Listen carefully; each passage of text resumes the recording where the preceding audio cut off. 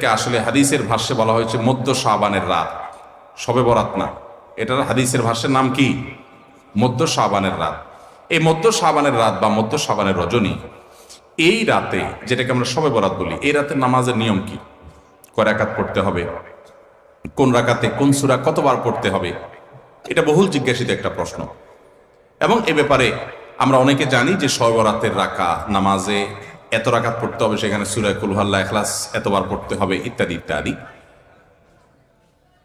লাইলাতুল কদর ছাড়া অন্য যে সমস্ত রাতের ফজিলত আছে, এর মধ্যে 10টা রাতের কথা আল্লাহ তাআলা শপথ করেছেন, ওয়াল ফাজরি ওয়া লায়ালিন আশর। সে 10টা রাত হলো জিলহজের প্রথম দশক।